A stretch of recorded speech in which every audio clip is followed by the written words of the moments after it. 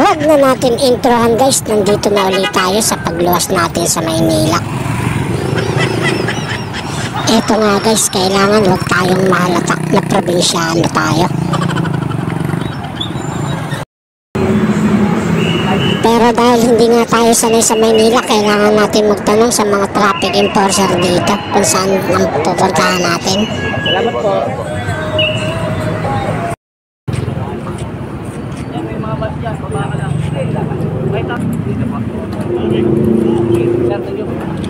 Maraming beses nga pala tayo nagtanong dito guys.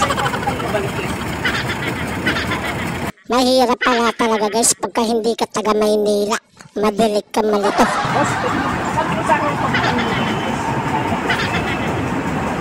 Sa mga idol nga pala natin dyan, alam nyo ba kung saan ang papunta ng Novaliches? Ituro nyo nga sa akin kung ano talaga ang dapat kong sakyan papunta doon.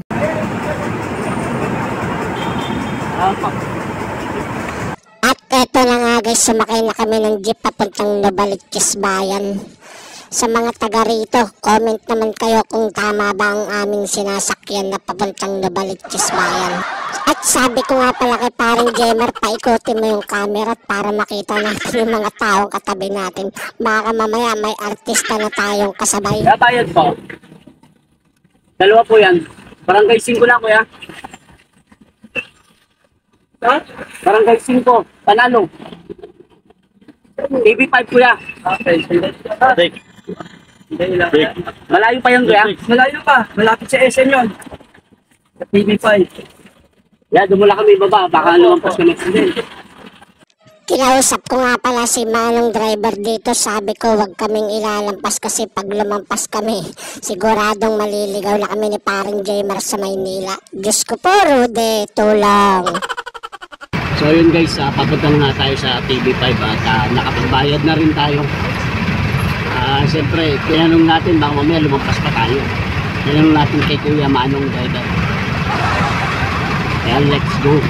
So ayun nga guys, at dito na daw kami, sabi ni Manong driver, kaya tuwan-tuwa na ako guys. Salamat po! Uy! Parang nakikita ko na TV5 pare! Eto! Nakita ko na TV5! Ayun! Eto na siya! Nandito na tayo sa sa mundo ng mga artista pare. Sino kayang mga artista ang masasalubong natin dito mga idol? At eto na nga guys, malapit na tayo sa katotohanan sa mundo ng mga artista. Tatanong muna tayo rito para maayos tayo dito.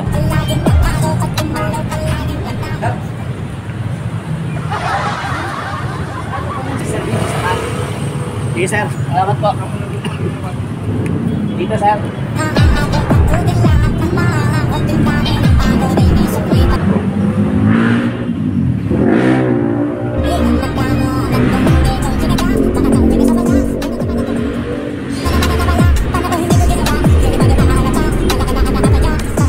Okay. Yun guys, nandito na tayo sa Barangay 5. Ay, Barangay 5 sa TV5. O yun, at nakapag-login na tayo rito. So, pwede kayo kuha na ng video? Hindi, bawal. Ha? Okay naman. Sir, ano bang, pagka nakapasok na kami sir? So yun, sa mga solid nating mga katanong dyan, stay lang kayo dyan at abangan nyo pa ang mga susunod natin na eksena dito sa Maynila. Sir, salamat po. Diretso na kayo sir.